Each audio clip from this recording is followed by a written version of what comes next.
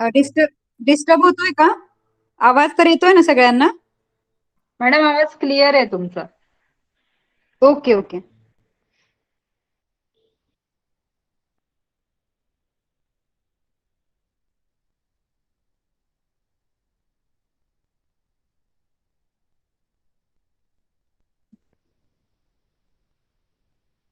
I am sharing my screen, students. Have you done with your homework? Homework पाहिला का Google classroom वरती सगळ्यांनी? प्रमिताने केलेला आहे. ओके. बाकी कर्णिका,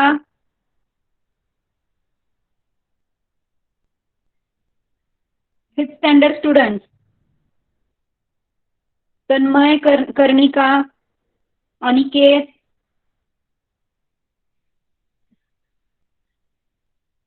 everybody please check on Google Classroom. There is a homework. Okay.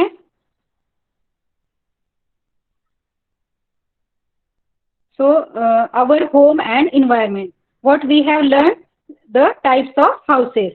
Last time आठवते सगळ्यांना आपण वेगवेगळ्या प्रकारची हाऊसेस पाहिली होती. And what is, why these houses are like that means जी टाइप्स ऑफ हाऊसेस आहेत तर बिल्डिंग्स का आहेत किंवा ही स्लोपी हाऊसेस म्हणजे उतरत्या छपराची घरं का असतात किंवा मग हे झोपडी जे बघतोय आपण हट बघतोय ए पिक्चर मध्ये तर ती अशी का आहे, what is the reason behind that.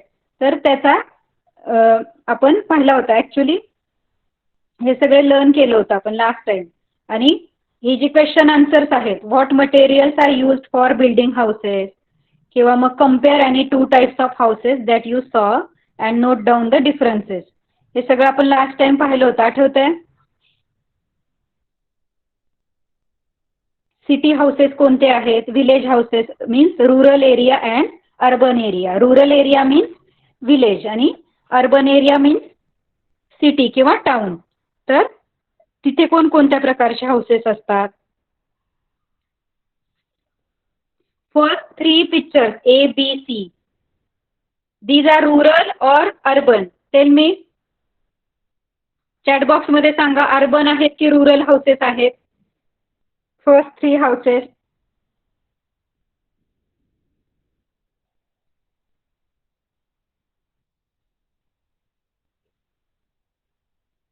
Rural houses आहेत की अर्बन हाऊसेस?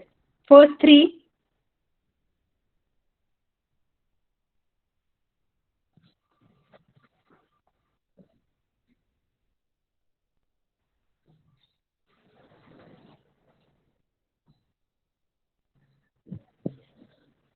रुरल. ऐकू येते ना सगळ्यांना?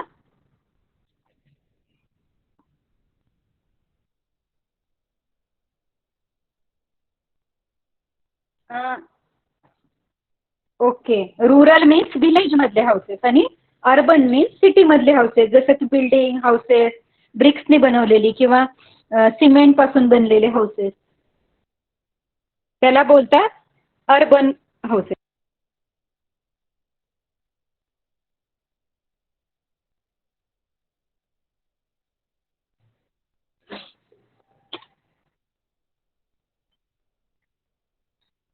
तर what is the use of house? आपण घर कशासाठी बांधतो किंवा प्रत्येकाला निवारा किंवा शेल्टर पाहिजे असतं, म्हणजे a shelter. First thing is shelter, म्हणजे आपल्याला सगळ्यांना एक निवारा पाहिजे असतो. अ रेस्टिंग प्लेस, किंवा आपल्याला आराम करण्यासाठी एक जागा पाहिजे असते रेस्ट करण्यासाठी.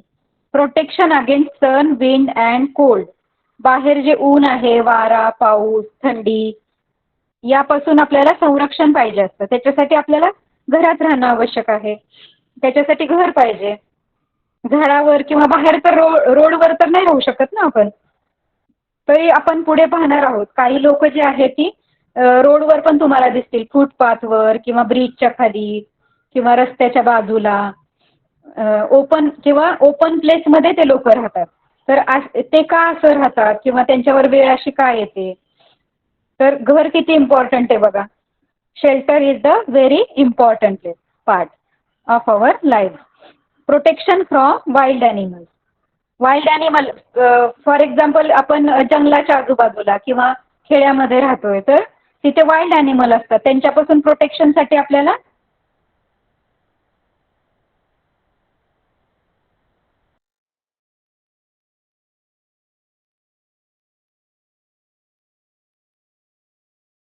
एका चांगल्या घराच्या सेल घटक आहेत त्यांच्यापासून जर आपल्याला सेफ राहायचं असेल तर आपल्याला घरात राहायला पाहिजे. घर पाहिजे एक चांगलं. प्रत्येकाला आपलं घर आवडतं नाही. आपल्या घरावर आपलं खूप प्रेम असतं कारण ते एक आपलं रेस्टिंग प्लेस आहे. आपण आपला दिवस पूर्ण घरामध्ये जातो. मग ते पण तुम्ही लर्न कराल की आपलं घर आपण आपला एन्व्हायरमेंट घर स्वच्छ ठेवलं पाहिजे. त्याच्याने काय होतं आपल्याला ऑब्व्हियसली आपल्याला फ्रेश वाटतं प्रसन्न वाटतं घरामध्ये कारण हे शेल्टर जे असतं ते खूप इम्पॉर्टंट पार्ट आहे आपल्या लाईफ मधला. तर आपण वेगवेगळ्या टाईपची घरं पाहिली होती. माउंटेनस रिजन मध्ये कशी घरं असतात त्याच्यानंतर प्लेन्स प्लेनवरती कसं घर असतं रिजन ऑफ हेवी रेनफॉल खूप जिथे पाऊस असेल तिथे कशी घरं असतात रिजन ऑफ मीडियम रेनफॉल जिथे कमी पाऊस पडतो तिथे कशी घरं असतात. नंतर मार्शी रिजन डेझर्ट रिजन म्हणजे वाळवंटातली घरं किंवा दलदलीची घरं. वाळवंटात कशी घरं असतात तर मातीची आणि ती माती कशा प्रकारची यूज केलेली असते तर तिथे खूप ऊन असतं त्याच्यामुळे मग तशा घरांमध्ये थंडावा मिळतो. अशा प्रकारची माती तिथे यूज केलेली असते. हा चार्ट पण पाहिला होता आपण. फ्लॅट रूफ प्लेन वरती कसं असतं फ्लॅट रूफ हाऊस शेप असतो रेक्टँग्युलर आणि रूफ कसं असतं वूडचं बनलेलं असतं. वूड आणि अर्थ म्हणजे माती आणि वॉल्स कशाने बनलेले असतात स्टोन आणि मातीने बनलेले. तसंच तुम्हाला त्यातले दुसरे घरं उचलायचे मार्शी रिजन किंवा desert region heavy rainfall region आणि त्याप्रमाणे तुम्हाला तो चार्ट कम्प्लीट करायचा आहे. People build houses. Okay I am starting with our new paragraph. Everybody pay attention. लक्ष द्यायचंय सगळ्यांनी. People build houses to suit the climate of their region using the natural resources that are available. People build houses to suit climate of their region म्हणजे त्या भागातलं हवामान जसं असेल त्याप्रमाणे तिथलं घर बांधलं जातं using the natural resources that are available. जे नॅचरल रिसोर्सेस अवेलेबल आहेत नैसर्गिक स्त्रोत जे अवेलेबल आहे त्याच्यानुसार घरं बनवली जातात. आता खेडेगावांमध्ये झाडं माती असेच प्रकार जास्त मिळतात म्हणजे झाडाची पानं किंवा त्याच्यामुळे तिथे झोपड्या असतात नॉर्मली. त्याचप्रमाणे शहरामध्ये विटा किंवा माती दगड वाळू ह्या इझिली अवेलेबल आहेत सिमेंट त्याच्यामुळे तिथे बिल्डिंग इझिली बनते म्हणून तिथली लोक बिल्डिंग प्रेफर करतात. Differences in the construction and building material give rise to the different types of houses. तर differences in construction and building material प्रत्येक घराचं कन्स्ट्रक्शन वेगळं आहे बांधकाम वेगळं आहे त्याच्यामध्ये यूज केलेलं बिल्डिंग मटेरियल जे आहे म्हणजे मटेरियल जे यूज करतो सिमेंट माती वाळू किंवा विटा हे जे आहे ते त्याच्यानुसार वेगवेगळ्या डिफरंट टाइप्स ऑफ हाऊसेस तयार होतात. वेगवेगळ्या प्रकारचे घरं बनवू शकतो आपण. Water food clothing and shelter are the basic needs of every human being. आपल्याला माहितीये आपली बेसिक गरज काय आहे तर पाणी अन्न वस्त्र निवारा है ना आणि पाणी. अन्न वस्त्र निवारा आणि पाणी म्हणजे वॉटर फूड क्लोदिंग आणि शेल्टर घर हे आपल्या बेसिक गरजा आहेत मूलभूत गरजा आहेत. However, these needs are not fulfilled in the case of each and every person. पण प्रत्येकालाच ह्या सगळ्या गरजा फुलफिल नाही होऊ शकत सगळ्यांनाच मिळतं असं नाहीये. प्रत्येकालाच पाणी पिण्यायोग्य पाणी किंवा खायला भरपूर अन्न व्यवस्थित पौष्टिक अन्न किंवा मग घालण्यासाठी व्यवस्थित कपडे शेल्टर म्हणजे घर प्रत्येकाला इच अँड एव्हरी पर्सन प्रत्येकाला घर असतं. मोस्टली 80% लोकांना तर घर आहे पण आपल्या भारतामध्ये असे पण काही लोक आहेत की ज्यांना 2 वेळचं अन्न मिळत नाही किंवा घर मिळत नाही प्रॉपर राहण्यासाठी. वर ते लोक राहतात किंवा मग भिकारी असतात ते आपल्या गाडी बाहेर किंवा आपण पाहतो रस्त्याने ते भीक मागतात. म्हणजे काय, त्यांच्याकडे अन्नाची कमतरता आहे, कपडे नाहीयेत, किंवा मग ते असं मागतात लोकांना, पैसे मागतात किंवा अन्न मागतात.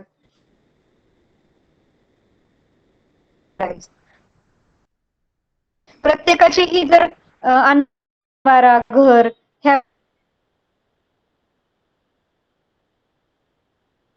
गोष्टी मिळाल्या नाहीत त्यांना, काय परिस्थिती उद्भवते बघा. लॅक म्हणजे कमतरता आहे त्यांच्याकडे घराची. आपल्या आजूबाजूला आपण बघतो की खूप सगळ्या लोकांना घराची कमतरता आहे. They seek shelter at the road side, on footpath, under bridges, in the tumble down buildings, in railway और बस स्टेशन और इवन ऑन ओपन ग्राउंड. तर ज्यांच्याकडे घर नाहीये ते लोक कुठे, रोड साईडवर राहतात किंवा फुटपाथवर, ब्रिजच्या खाली. सिटीमध्ये जे ब्रिजेस बनवलेले असतात, पूल बनवलेले असतात, तर त्याच्या खाली राहतात. किंवा एखादी बिल्डिंगचं कन्स्ट्रक्शन चालू असेल तर बिल्डिंगचा जो पुढे आलेला स्पेस असतो त्याच्यामध्ये राहतात. किंवा रेल्वे स्टेशनवर, बस स्टॉपवर, किंवा ओपन प्लेस मध्ये सुद्धा ते लोक असं छोटस तंबू सारखं बनवतात, टेंट हाऊस बनवतात असं छोटासा, आणि तिथे राहायला लागतात. पिक्चर दिसतंय सगळ्यांना?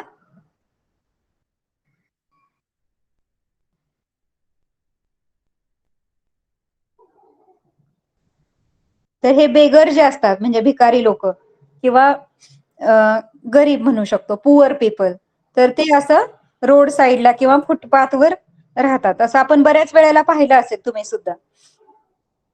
कारण की त्यांच्याकडे तेवढे पैसे नाहीयेत, ते गरीब आहेत, घर खरेदी करण्यासाठी किंवा मग प्रॉपर त्यांच्याकडे राहण्यासाठी जागा नाहीये. Many people are forced to be homeless because they have insufficient or no means of livelihood. बरीचशे लोक आहेत ते होमलेस आहेत, म्हणजे घर नाहीये त्यांच्याकडे.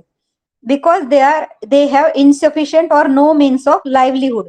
लाईव्हलीहुड म्हणजे काय, रोजी रोटी. म्हणजे आपण म्हणतो ना, रोज काम नाहीये त्यांच्याकडे. मग काम नाहीये तर मग त्यांना कामाचे पैसे नाही मिळत, पैसे नाही कमवू शकत ते. आणि त्याच्यामुळे त्यांना घर घेण्यासाठी, घर विकत घेण्यासाठी किंवा रेंटवरती, भाड्याने घेण्यासाठी पैसे नाहीयेत त्यांच्याकडे. त्याच्यामुळे ते कसे आहेत, homeless. A section of our society being homeless is a social problem. तर बरेच एक भाग आहे आपल्या समाजामध्ये, आपल्या भारतामध्ये म्हणू शकतो, किंवा आपल्या आजूबाजूच्या समाजामध्ये एक एक सेक्शन असा आहे, एक भाग असा आहे की ते होमलेस आहेत, घर नाहीये त्यांच्याकडे. आणि हा एक सामाजिक प्रॉब्लेम आहे. It is a social problem, म्हणजे एक सामाजिक प्रश्न आहे. घर नसणं हा एक सामाजिक प्रश्न आहे. प्रत्येकाला घर असावं, तर घर नसणं हा एक प्रॉब्लेम आहे. कारण ते बघा, रोड साईडला असे राहतात, मग त्यांना थंडी वाजू शकते. पावसाळ्यात खूप जास्त हेवी रेन आला तर त्यांना ते भिजून जात असतील, किंवा त्यांचं सगळं सामान वाहून जात असेल, है ना, खूप थंडी वाजत असेल त्यांना, उन्हाळ्यात खूप त्रास होत असेल. त्या मुलांना तर बघा कपडे पण नाहीयेत प्रॉपर, फाटके कपडे घालतात, किंवा इवन छोटी मुलांना तर कपडे पण नसतात. मग थंडी वाऱ्यापासून त्यांचं कसं काय प्रोटेक्शन होणार. तर हा एक सामाजिक प्रॉब्लेम आहे. That is why the government implement many schemes to provide homes to the homeless. त्याच्यामुळे आपल्या सरकारने, गव्हर्नमेंटने खूप सगळ्या स्कीम चालू केल्यात, खूप सगळ्या योजना चालू केल्यात अशा होमलेस लोकांना घरं देण्यासाठी. टू प्रोव्हाइड होम म्हणजे घरं देऊ केले त्यांनी होमलेस लोकांना. होमलेस म्हणजे ज्यांच्याकडे घरं नाहीयेत त्यांना. In some of the cities the government makes night shelters available to the homeless. तर रात्रीच्या वेळेला राहण्यासाठी त्यांना घरं अवेलेबल करून दिली गव्हर्नमेंटने काही सिटीमध्ये. तर घर, व्हाय पीपल बिकम होमलेस, मध्ये जो पिंक सर्कल दिसतोय त्याच्यामध्ये काय आहे, व्हाय पीपल बिकम होमलेस. तर लोक जी आहेत ती होमलेस का होतात, त्यांच्याकडे घरं का नसतात, काय रिझन असावं बरं त्यांच्याकडे घरं नसतात. आपल्याकडे तर घर आहे सगळ्यांकडे. आपण म्हणतो इझी, आपल्यासाठी इझी येते, आपल्याला लहानपणापासून घर, म्हणजे घरात राहिलेलो आहे आपण. पण असा पण समाजामध्ये काही लोक आहेत अशी पण, की ज्यांच्याकडे घर नाहीये. तर ते का नाहीये घर लोकांकडे, व्हाय पीपल बिकम होमलेस. तर घर का नाहीयेत, तर poverty. First thing is poverty म्हणजे गरिबी.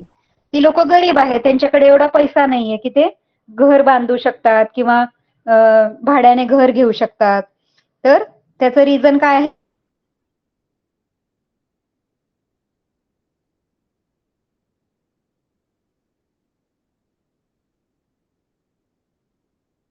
म्हणजे तेच पुरेसा पैसा, कुठेही छोटस घर घ्यायचं म्हणलं तर लाखो रुपये सिटीमध्ये खर्च करावे लागतात.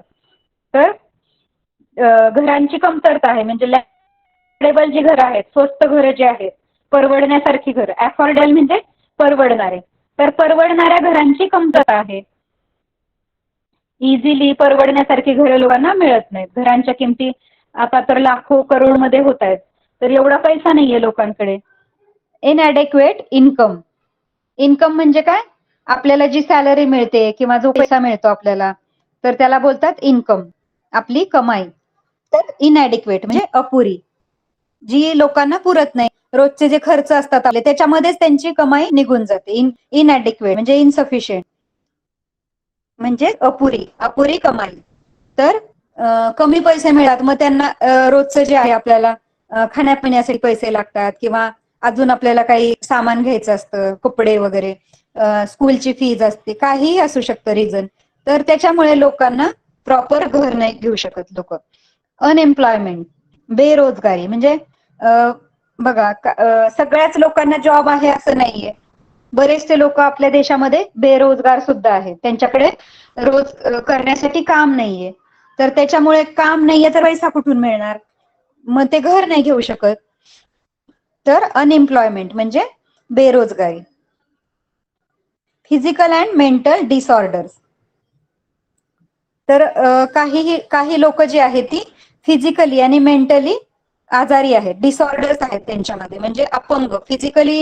फिजिकल डिसऑर्डर म्हणजे काय? तर ते अपंग आहेत, त्यांना हात नसतील, हातपाय नसतील, तर त्याला बोलतो आपण अपंग. हातपाय नसतील तर ते काम नाही करू शकत. मग काम नाही करू शकत तर पैसा नाही मिळणार, तर मग ते घर कुठून घेणार? तर आणि दुसरी असते mental disorder. Mental disorder means मानसिक रित्या ते आजारी असतात, म्हणजे ते मतिमंद म्हणू शकतो आपण, किंवा वेडे असतात ते लोक, जे मेंटली म्हणजे ते कपॅबल नसतात, जसं की त्यांच्या मेंदूवर परिणाम झालेला असतो, त्यांना मतिमंद म्हणतो आपण. तर मेंटल जी लोक असतात तर ते सुद्धा काम नाही करू शकत, मग ते सुद्धा मे बी त्यांना घर नसतं. बऱ्याचशा लोकांना घर नसतं त्या सुद्धा. We all have a right to clean potable water, sufficient food, a safe shelter and education. We all have a right. Right म्हणजे काय? तर हक्क आहे आपला. आपला हक्क कोणता आहे? तर क्लीन पोर्टेबल वॉटर म्हणजे स्वच्छ पिण्यायोग्य पाणी. पोर्टेबल म्हणजे पिण्यासारखं, जे पाणी पिता येऊ शकतं, स्वच्छ, जे पाणी पिऊन आपण आजारी नाही पडणार. कारण आपण पाहिलेत वॉटर थ्रू बरेचसे डिसीजेस होतात है ना. वॉटरमुळे, खराब पाणी पिल्यामुळे बरेचसे डिसीजेस स्प्रेड होतात, कॉलरा, जॉन्डिस वगैरे. तर आपल्याला क्लीन पोर्टेबल वॉटर मिळालं पाहिजे, म्हणजे स्वच्छ पिण्यायोग्य पाणी हा आपला अधिकार आहे, हक्क आहे. सफिशियंट फूड, प्रत्येकाला सफिशियंट पुरेसं अन्न मिळालं पाहिजे. अ सेफ शेल्टर, एक असं सुरक्षित असं निवारा मिळाला पाहिजे, म्हणजे घर मिळालं पाहिजे. अँड एज्युकेशन, एज्युकेशन म्हणजे प्रत्येकाला शिक्षण मिळालं पाहिजे. हे आपले खूप महत्वाचे अधिकार आहेत. Clean water, sufficient food, safe shelter and education. Understood?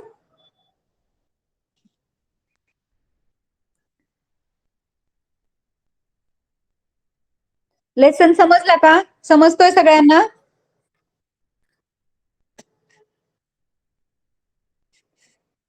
कर्णिकाला समजला? Other students? Aniket?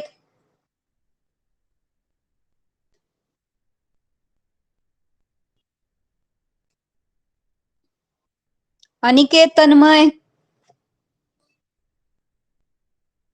Tanmay?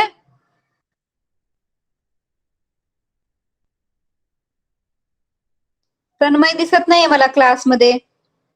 Where is Tanmay?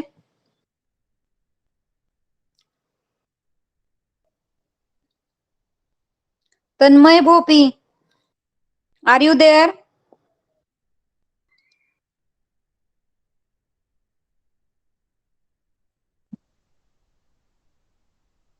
Okay. आणि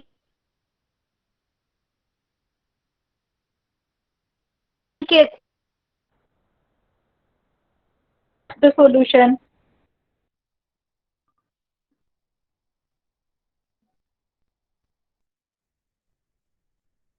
Aniket,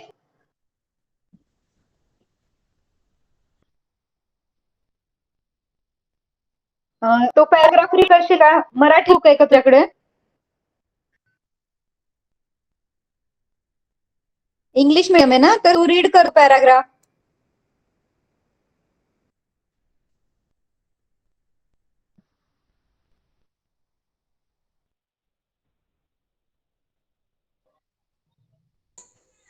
Construction Construction. work is going on. Construction. Construction work is going on opposite exits house. That means constant loud Constant. noise, Hmm. constant loud noise Loud and noise. loud noise and a lot of dust in the air.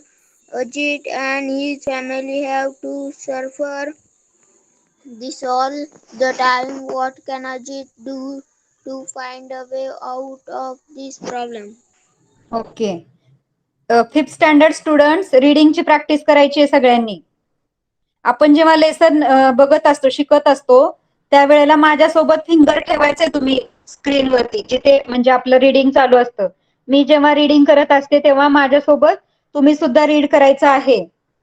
आणि घरी सुद्धा जेव्हा जो जो part आपला रोज शिकवून होतो, तुमचे जे जे क्लासेस होतात रोज, त्याच्यानंतर एक अर्धा तास तुम्ही रीडिंगची प्रॅक्टिस करायची आहे. तरच तुम्हाला ते हार्ड वर्ड इझिली रीड करता येतील हळूहळू. कारण तुम्ही आता 6th-7th मध्ये जाल तेव्हा अजून मोठे मोठे लेसन्स असणार आहेत.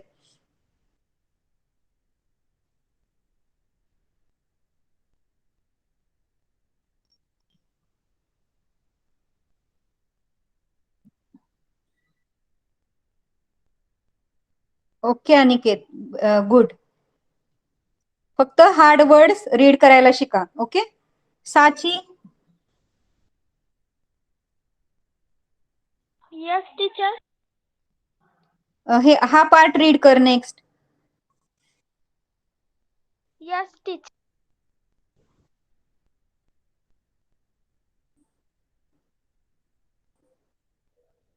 Visit a place where construction work is going on. List the materials that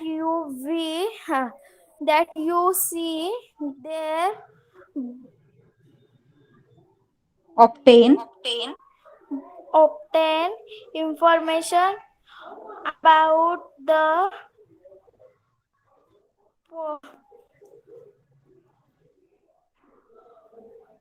pollution pollution in that area. Area. Okay. Fifth standard students, रीडिंगची प्रॅक्टिस करायची आहे सगळ्यांनी.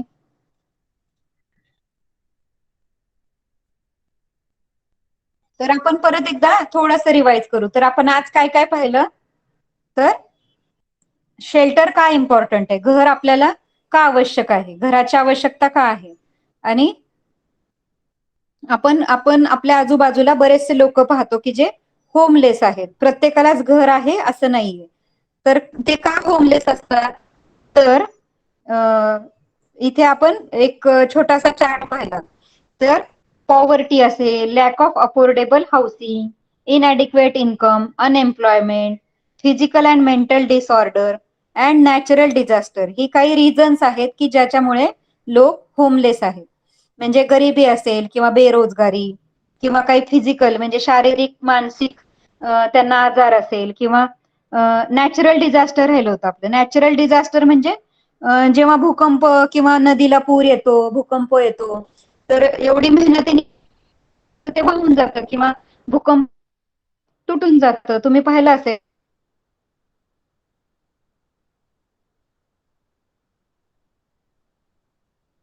Natural disaster.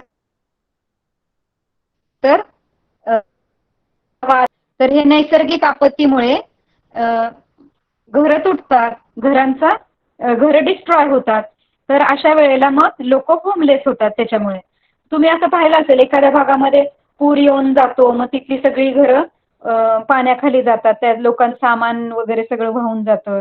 मग ती होमलेस होतात, मग त्यांना कुठेतरी दुसरीकडे शिफ्ट करतात थोड्या दिवसांकरता.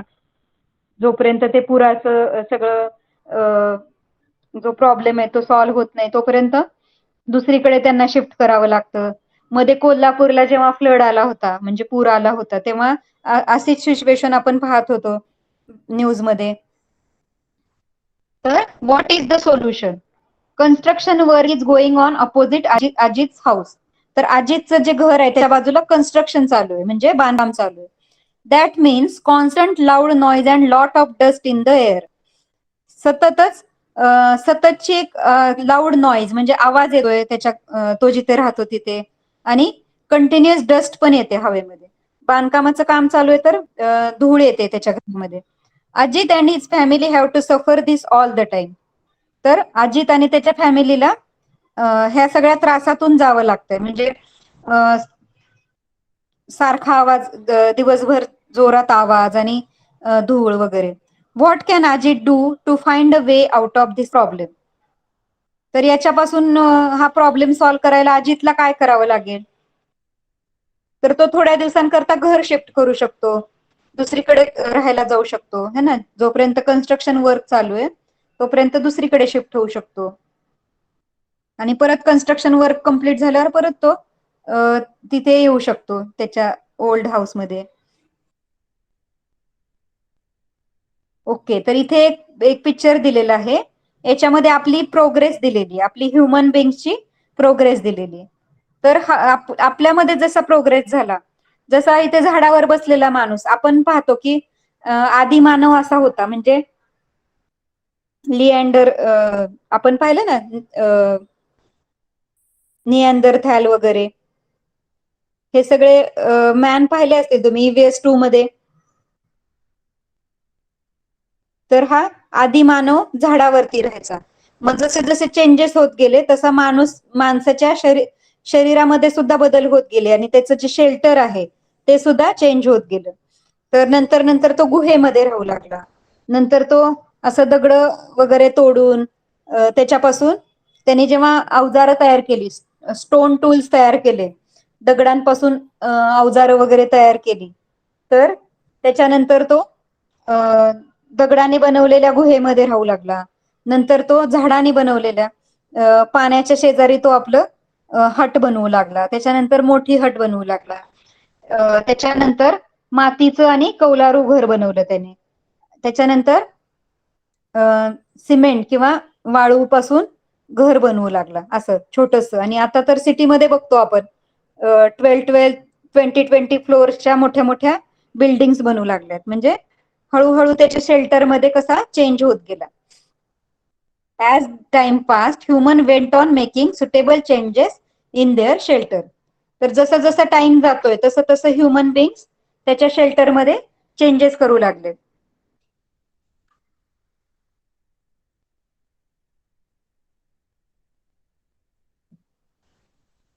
Understood?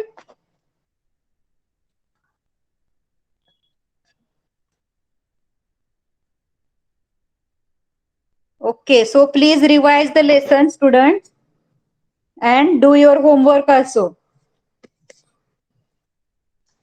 So we will start with a 6th standard geography.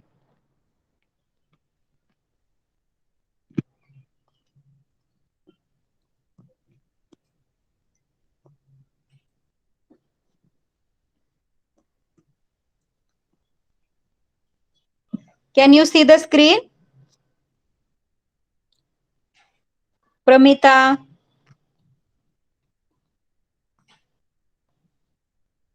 Adesh, Pramita, आणि 2च स्टुडंट आहेत का 6चे?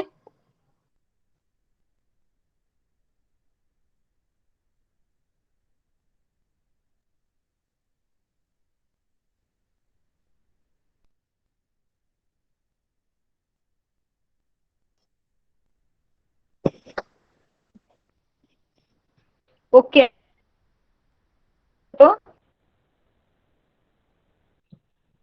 कुठे गेला आपला लेसन?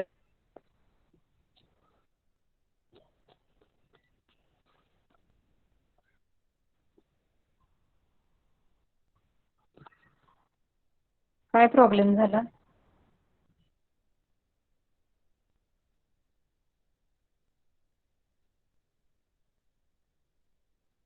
तर मॅप आणि ग्लोब मध्ये कंपॅरिझन करत होतो आपण. Compare between maps and globe.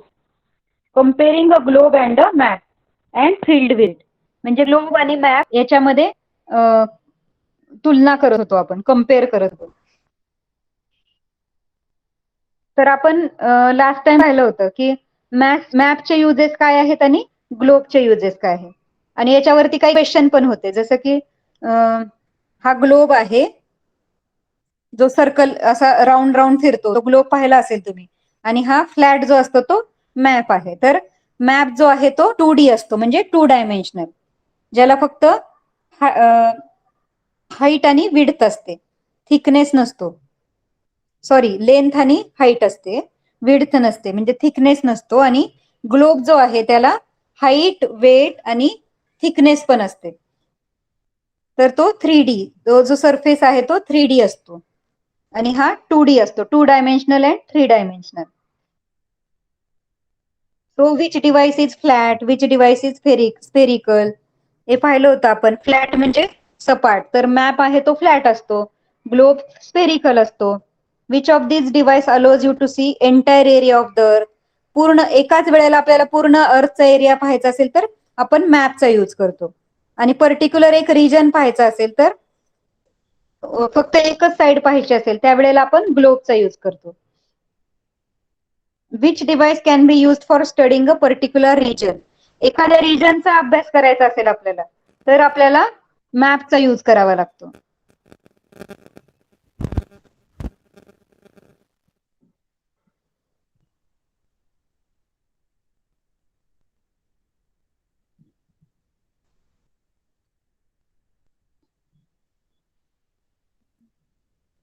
However, small or large globe, it is only the representative model of entire Earth. तर सॉरी, ग्लोब म्हणजे काय आहे? फक्त एक अर्थचं मॉडेल आहे आणि त्याच्यावरती ग्रॅटिक्युल्स असतात. Which device can be called the model of the Earth? So, globe is the model of the Earth.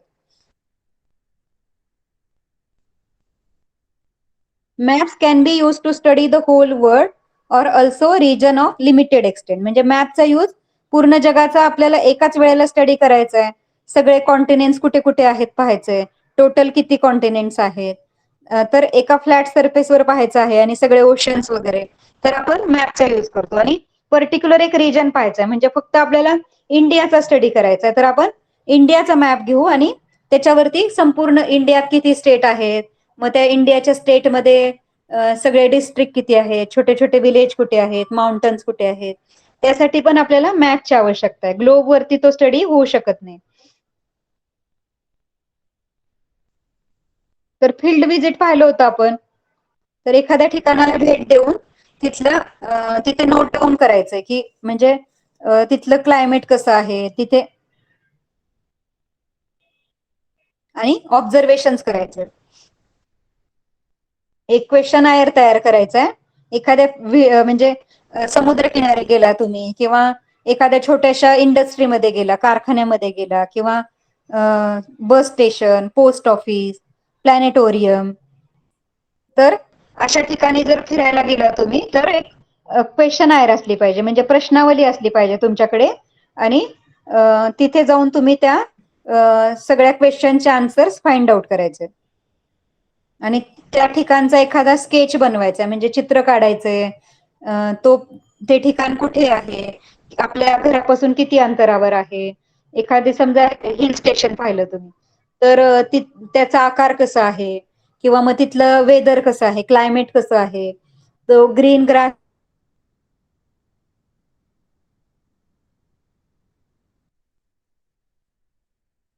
आहे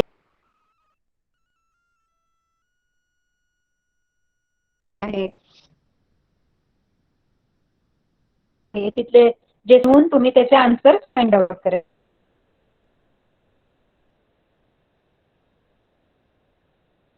त्याला बोलतात फील्ड.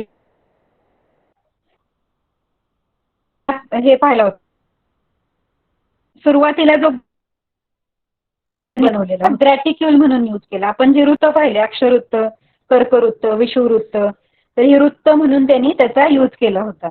लॅटिट्यूड लॉंगिट्यूड्समुळे साठी त्यांनी वायरचा यूज केला आणि आतमध्ये बल्बचा यूज केला होता आणि त्याच्यावरती असे सगळे कॉन्टिनेंट्स म्हणजे खंड बनवण्यात आले. म्हणजे एक बेसिक मॉडेल होतं अर्थचं, एक त्यांनी बेसिक मॉडेल सुरुवातीला बनवलं होतं ग्लोब बनायच्या आधी.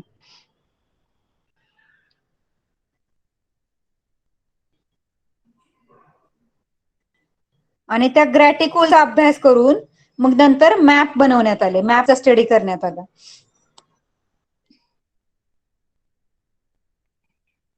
Classify the different object including a map and globe according to their dimension. Use a map or globe as per requirement.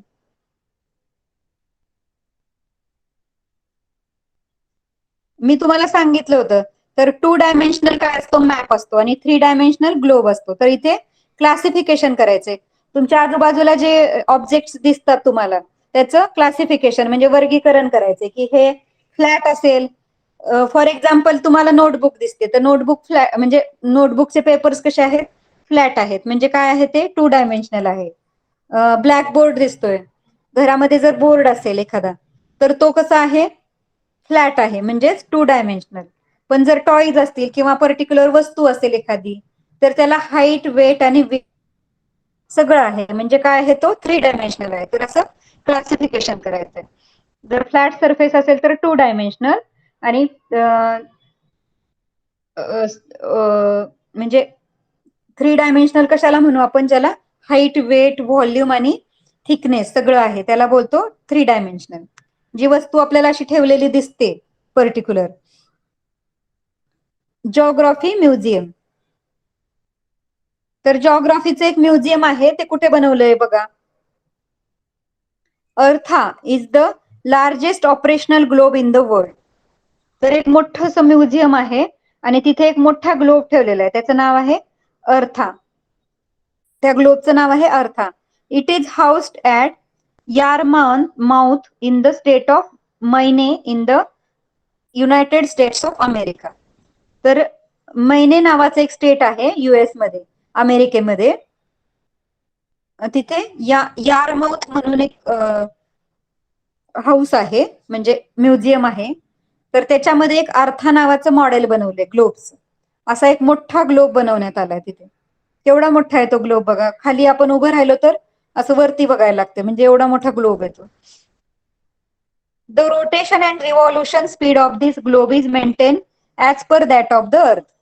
म्हणजे ह्या ग्लोबचं जे रोटेशन आणि रिव्हॉल्युशन, रोटेशन म्हणजे काय, तर पृथ्वी रोज स्वतःभोवती फिरते, ती एक प्रदक्षिणा पूर्ण करते दिवसभरामध्ये, म्हणजे 24 तासामध्ये पृथ्वी स्वतःभोवती एक चक्कर मारते. आणि रिव्हॉल्युशन म्हणजे सूर्याभोवती ती फिरण्यासाठी 1 वर्ष लागतात, 365 डेज लागतात अर्थला. तर त्याला बोलतात रिव्हॉल्युशन. स्वतःभोवती फिरता फिरता ती सूर्याभोवती फिरते पृथ्वी. तर सेम वे हे जे हा जो ग्लोब आहे अर्था, तो सुद्धा रोज एक रोटेशन कंप्लीट करतो, रोज स्वतःभोवती फिरतो आणि रिव्हॉल्युशन म्हणजे सनच्या सोबत रिव्हॉल्युशन पण करतो. तर सेम आपली अर्थ जशी फिरते एका दिवसामध्ये 1 रोटेशन, तसं तो अर्था सुद्धा एका दिवसामध्ये 1 रोटेशन करतो आणि 1 इयर मध्ये 1 रिव्हॉल्युशन करतो. तर असं एक मॉडेल बनवलं गेलेलं ग्लोबचं. कुठे, तर मैने ह्या कंट्रीमध्ये, स्टेटमध्ये. अंडरस्टूड. छोटासा लेसन होता, तो कम्प्लीट झालेला आपला.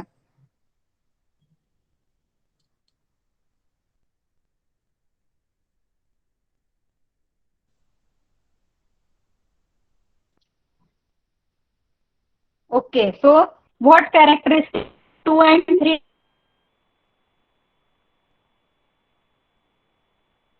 dimensional device did? तर आपण आले होते 2 डायमेन्शनल म्हणजे काय आणि 3 डायमेन्शनल म्हणजे काय त्याचं आन्सर येईल. Example paper, blackboard, table top, land etcetera. आणि 3 dimensional an object having 3 dimensions such as length, width, height and or thickness is called 3 dimensional. आणि त्याचे एक्झाम्पल आहेत जसं डस्टर, बॉक्स, ग्लास. हे ज्या सगळ्या वस्तू दिसतात आपल्याला त्या 3 डायमेन्शनल. इथे त्याचा आन्सर येईल. What features can be shown on a very small globe? एक छोटासा स्मॉल ग्लोब घेतला आपण तर त्याच्यावरती काय काय फीचर्स दिसतील? तर स्मॉल ग्लोब वरती सगळ्या कॉन्टिनेंट्स दिसतील आपल्याला आणि ओशन्स दिसतील. फार काही आतले म्हणजे इनर पार्ट आपण स्टडी नाही करू शकणार. ग्रॅटिक्युल्स दिसतील आणि कॉन्टिनेंट्स आणि ओशन्स. ओके. ग्लोब, छोट्या ग्लोब वरती काय दिसेल आपल्याला? कॉन्टिनेंट्स म्हणजे हे सगळे खंड जे आहेत हे कॉन्टिनेंट्स आहेत. हे जे आहेत ते कॉन्टिनेंट्स आहेत, सगळे खंड आहेत. 7 खंड आपले. South America, north America, Australia, Asia, हे जे सगळे खंड आहेत ते खंड दिसतील आणि ग्रॅटिक्यूल दिसतील आणि ओशियन्स कुठे कुठे आहेत. नॉर्थ पोल, साऊथ पोल हे सुद्धा दिसेल आपल्याला छोट्या मॉडेलवरती सुद्धा. Which device will be suitable for understanding the concept of day and night on the earth? तर आपल्याला डे आणि नाईट कसे बनतात याचं जर आपल्याला अंडरस्टँड करायचं आहे कन्सेप्ट, तर त्यासाठी कोणतं मॉडेल लागेल? मॅपचा यूज होईल की ग्लोबचा? सांगा मला चॅट बॉक्स मध्ये. व्हॉट हॅपन अंतरा? अंतराने आता जॉईन केलं का?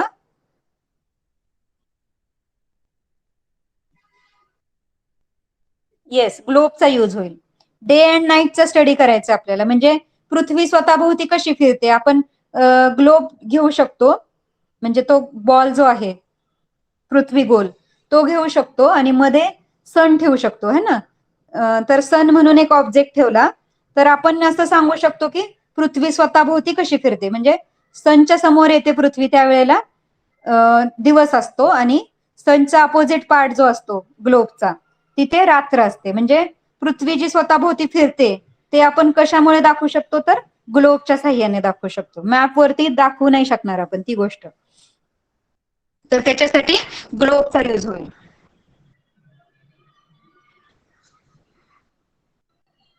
Which device will be useful to show your village or city? तर आपली विलेज आणि सिटी आपल्याला फाइंड आउट करायची, तर आपल्याला ग्लोब वरती दिसेल का आपलं विलेज? काय यूज करावं लागेल आपल्याला?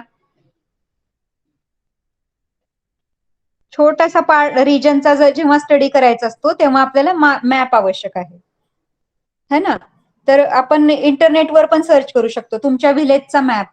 तुमच्या विलेजचं नाव म्हणजे इंडियामध्ये, महाराष्ट्रामध्ये आपलं विलेज जे आहे त्याचं नाव तुम्ही टाकलं तर तुम्हाला आपल्या गावाचा एक नकाशा दिसेल, म्हणजे मॅप येईल. ग्लोब वरती आपलं गाव आपल्याला दिसणार नाही, तिथे आपल्याला मॅपचा यूज करावा लागेल. Which device can be easily carried from one place to another? तर कोणतं डिव्हाइस इझिली कॅरी करू शकतो आपण? मॅप की ग्लोब? येस, मॅप कॅरी करू शकतो. मॅप छोटासा फोल्ड करून बॅग मध्ये कुठेही घेऊन जाऊ शकतो. तसं ग्लोब एक मोठं डिव्हाइस आहे, ते थोडस यूज करायला किंवा आपल्या बरोबर न्यायला थोडस कठीण आहे. So map can be carried out easily. तर आपण एक्सरसाइज पण कम्प्लीट केला. Understood?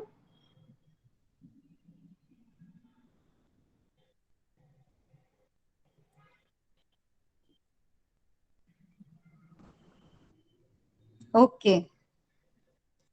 So we will move to the next lesson. Weather and climate. Weather म्हणजे हवा आणि क्लायमेट म्हणजे हवामान. हवा आणि हवामान. वेदर म्हणजे जस्ट आपण आपल्या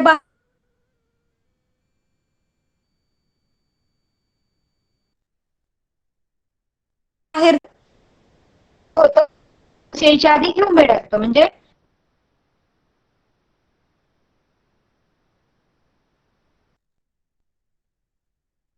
खूप आपल्याला म्हणजे कारण त्यावेळेस तर वेदर कसं असतं थंड आणि पाऊस यायच्या आधी ह्युमिड असतं म्हणजे दमट. तर हे जो डिफरन्स आहे त्याला काय बोलतात आत्ताची हवा कशी आहे हा जो डिफरन्स आहे तो म्हणजे त्याला बोलतात हवा किंवा वेदर. आता खूप ऊन आहे किंवा खूप थंडी आहे, खूप पाऊस पडत आहे बाहेर, तर त्याला काय बोलतात आजची हवा म्हणजे आजची हवा थंड आहे, गरम आहे. आणि हवामान, तर हवामान कसं आहे, तर हवामानाचा अंदाज असतो की आज खूप मुसळधार पाऊस होईल, है ना. तर ते काय आहे हवामान म्हणजे सध्या सीझन कोणता चालू आहे त्यानुसार हवामानाचा अंदाज घेतो आपण. तर क्लाउडी आहे म्हणजे ढगाळ हवामान आहे की आज पाऊस येणार आहे. तर हे एक हवामान असतं म्हणजे हवामान खात्याचा अंदाज म्हणतो आपण. किंवा आता उन्हाळा आहे तर उन्हाळ्यात पाऊस येत नाही नॉर्मली, कधीतरी होतो एखाद्या वेळेस. पण ते क्लायमेट कसं असतं उन्हाळा, हिवाळा, पावसाळा असे ऋतू वन बाय वन चेंज होत जातात, सीझन्स चेंज होत असतात.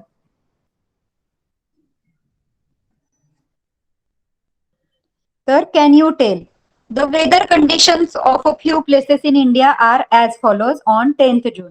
तर एक 10th जून चा दिवस चूज केला आणि त्या दिवशी वेगवेगळे प्लेस आहेत इंडियामधले. कोची आहे केरळामध्ये, place, state, time and weather. तर कोची कुठे आहे केरळमध्ये, भोपाळ कुठे आहे मध्य प्रदेशमध्ये, आणि मसुरी आहे उत्तराखंडमध्ये. तर हे तिन्ही जे प्लेसेस आहे सगळ्या प्लेसेसचा सेम टाइम म्हणजे 12:30ला वेदर चेक केलं सगळ्या प्लेसेसवरचं. तर कोची मधलं वेदर कसं आहे, कोची मध्ये हवामान कसं आहे, हवा कशी आहे तिथली, क्लाउड, ढग आलेले आहे. भोपाळचं कसं आहे, हॉट अँड सनी, गरम आणि सूर्य निघालेला आहे, सूर्याची उष्णता आहे तिथे म्हणजे एकदम गरम होत आहे तिथे, ऊन आहे, भरपूर ऊन आहे तिथे. आणि मसुरीमध्ये कसं आहे वेदर आज 10th जूनला कसं आहे, कोल्ड वेदर, माइल्ड सन, म्हणजे वेदर थंड आहे, हवामानामध्ये थंडी आहे आणि माइल्ड सन म्हणजे सूर्य पण निघालेला आहे, सूर्याची उष्णता पण आहे, एकदम ढगाळ नाहीये, ढगाळ वातावरणामध्ये सूर्य दिसत नाही, ऊन पडत नाही. तर तसं ऊन पडलेलं आहे पण हवामान आहे थंड, कोल्ड वेदर. तर 3 ठिकाणी एकाच दिवशी असं वेगवेगळ्या ठिकाणी वेगवेगळं असू शकतं वेदर, तिथल्या हवामानानुसार वेदर चेंज होऊ शकतं. तर वेदर म्हणजे आत्ताची जी परिस्थिती, आता ह्या क्षणाला जी बाहेर परिस्थिती असते त्याला वेदर म्हणतात. तर वेदर आणि क्लायमेट मध्ये फरक आहे. तर इथे काही क्वेश्चन दिलेत.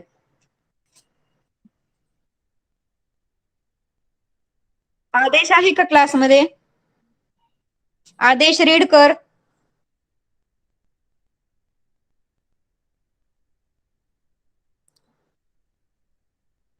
आदेश स्विच ऑन युअर माइक. क्या रीड करना है टीचर, तुझे काय रीड हे करायचं? क्वेश्चन रीड कर ना तू, आपलं काय चालू आहे, लक्ष आहे ना क्लासमध्ये. येस, आय विल प्लेन हा, with the author. Close Clothes on a clothesline. Deep there, there dry dry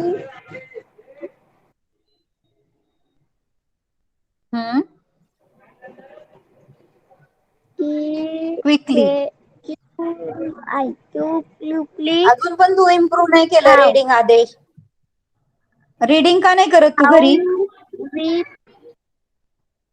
करतो. लास्ट how इयर पासून मी तुला रीडिंग करायला लावते, तुझं सेम आहे कंडिशन रीडिंगची. फिफ्थची मुलं सुद्धा आता बघ तू, मगाशी मी रीडिंग करायला सांगितलं होतं साचीला वगैरे, त्यांनी व्यवस्थित रीड केलं होतं की नाही. घरी रीडिंग करायची practice.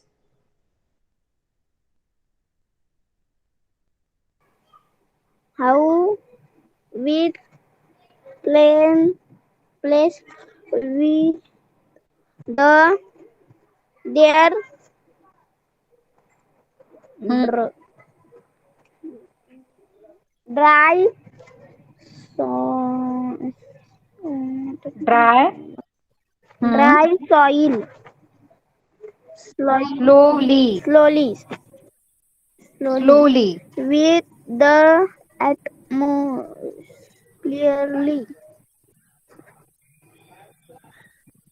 Atmospheric condition condition at this place in places places AW always, always remaining the same same or with the CHA same will they or change. will the okay change. Okay Aadish, please do reading. रीडिंगची practice कर घरी. In which place will the clothes on the coast line dry quickly. तर ह्याच्यामध्ये कुठल्या प्लेसवरचे म्हणजे कुठल्या इथे कोची, भोपाळ, मसुरी ही जी ठिकाणं पाहिली आपण त्याच्यामध्ये सगळीकडे कपडे वाळायला टाकलेत. असं समजा की कपडे वाळायला टाकले त्या त्या गावामध्ये. तर कुठले कपडे लवकर वाळतील? बाहेर दोरीवरती कपडे टाकलेत सगळीकडे कोचीमध्ये. Missouri. मसुरीचे नाही वाळणार लवकर. मधलं भोपाळचं बघा वेदर कसं आहे, हॉट आणि सनी. तर हॉट आणि सनी वेदर जिथं असेल म्हणजे गरम आणि उन्हाळ्यामधलं कसं असतं वातावरण, तसं वातावरण जेव्हा असेल तेव्हा ते कपडे पटकन वाळतील. तेच जर वरती कोचीचं क्लाउडी आपण पाहतो आता पावसाळ्याचा आहे, तर आता कपडे वाळायला बघा किती त्रास होतो. पटकन कपडे वाळत नाहीत आपले. आणि हिवाळ्यामध्ये कोल्ड वेदर आणि माइल्ड सन असतो. तर माइल्ड सन असेल तर कपडे वाळतील, पण वरती जे आहे भोपाळ तिथे हॉट आणि सनी वेदर आहे. तर हॉट आणि सनी वेदर मध्ये कपडे जास्त फास्ट वाळतील. म्हणजे इथे 2 तासामध्ये वाळतील, तर खाली मसुरीमध्ये 4 तास लागू शकतात कपडे वाळायला. आणि कोचीमध्ये तर पूर्ण दिवस लागेल, कारण तिथे क्लाउडी आहे, ऊनच नाही आलेलं तिथे. त्याच्यामुळे कपडे वाळणार नाहीत लवकर. In which place will they dry slowly why. तर स्लोली कुठे वाळतील सगळ्यात, तर क्लाउडी. Cloudy teacher. हा, तर क्लाउडी वेदर मध्ये कसं असतं, दमट हवामान असतं. म्हणजे सूर्य निघत नाही आणि वातावरणामध्ये वाफ असते, म्हणजे वाफेचे ढग बनत असतात. है ना, सूर्याच्या उष्णतेने वाफ झालेली असते आणि पावसाळा पण चालू असतो बाहेर, वेदर पण थंड असतं. त्याच्यामुळे पाऊस पडत कपडे स्लोली वाळतील. Will the atmospheric condition at these places always remain same और विल दे चेंज. तर ह्या पर्टिक्युलर गावातली जी कंडिशन आहे, ॲटमॉस्फेरिक कंडिशन म्हणजे तिथल्या वातावरणाची जी परिस्थिती आहे ती नेहमी बदलेल की सेमच राहणार आहे कायम? ती बदलत राहणार आहे. आज जर तिथे क्लाउडी आहे तर कायम वर्षभर तिथे क्लाउडीच राहील का? No. No. किंवा हॉट आणि सनी आहे, भोपाळमध्ये हॉट आणि सनी आहे, किंवा आपल्या इथे ती ठिकाणं सोडा, आपल्या इथे समजा आता सध्या रेनी सीझन चालू आहे, रोज पाऊस येतो, तर कायम अशीच कंडिशन राहणार का महाराष्ट्रामध्ये? कायम No. पाऊसच येत राहील का? नाही. तर ही कंडिशन चेंज होत असते. इवन पावसाळ्यात सुद्धा आज पाऊस पडतो तर उद्या कडक ऊन पडतं, परवा दिवशी परत क्लाउडी होतं वेदर, त्याच्यानंतर मुसळधार पाऊस पडतो, कधी कधी कमी पाऊस पडतो, कधी कधी ऊन पडतं, कधी कधी थंडी वाजायला लागते. खूप पाऊस होऊन गेल्यावर ऊन पडतं तरी पण वातावरण थंड असतं, थंड हवा सुटते. तर ह्या चेंजेस होत राहतात. ऍटमॉस्फेरिक कंडिशन ज्या आहेत त्या सतत चेंज होत असतात. प्रत्येक ठिकाणी वेगवेगळ्या दिवशीचं वातावरण किंवा वेगवेगळ्या सीझन मधलं वातावरण वेगळं वेगळं असतं. तर वेदर आणि क्लायमेट नेहमीच सारखं असू शकत नाही, ते चेंज होत असतं.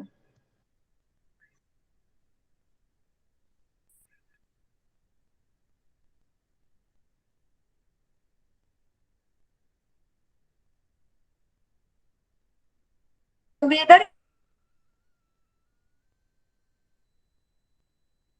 the rainy season has started and moisture in the air will be high.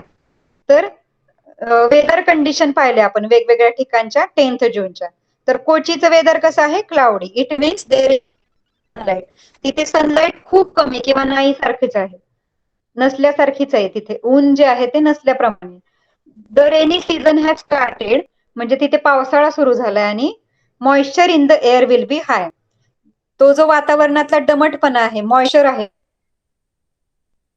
ती जास्त प्रमाणात आहे. Hence it will take a long time for cloth to dry. तर कपड्यांना वाळायला तिथे खूप टाइम लागेल, खूप वेळ लागेल. You may have observed a similar situation at your place during rainy season. तर तुम्ही तुमच्या परिसरामध्ये सुद्धा पावसाळ्यामध्ये हीच परिस्थिती आपण फेस करतो है ना. हेच सेम सिच्युएशन असते आपल्या इथे पण. आपल्या इथे पण पावसाळ्यात लवकर कपडे वाळत नाही. At Bhopal there is a hot sun. The weather in the wet clothes get converted into vapor quickly and the clothes will dry within a short time. तर भोपाळचं वातावरण कसं आहे? हॉट सन म्हणजे तिथे खूप कडक ऊन पडलेलं आहे. तर त्याच्यामुळे त्या कपड्यांमधले जे पाणी असतं त्याची पटकन वाफ होऊन जाईल.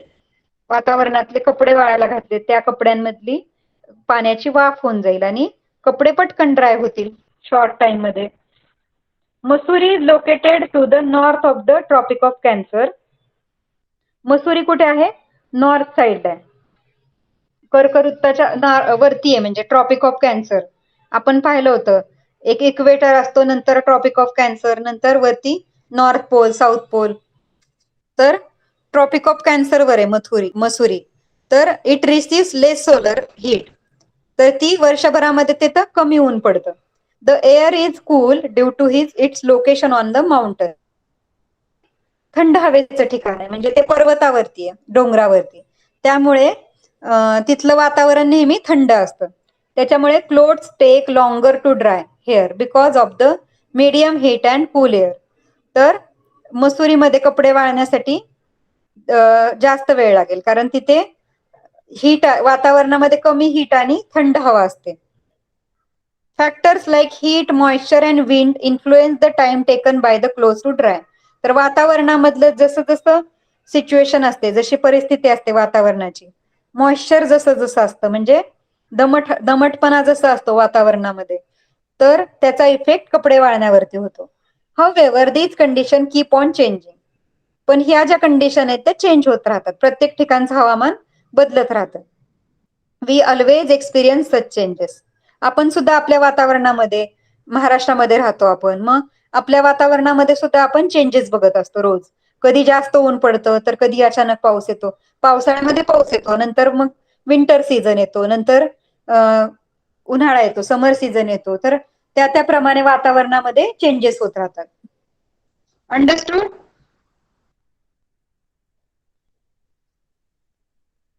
समजलं का? वेदर कसं असतं, वेदर म्हणजे काय? तर त्या वेळची त्या हवेची परिस्थिती त्याला बोलतात weather. Okay, so we will stop here. Okay, इथे आपण थांबूया आता.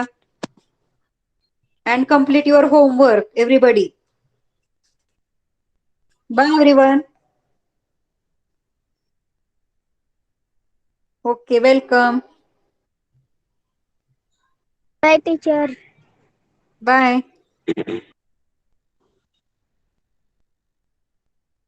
Bye, teacher. बाय.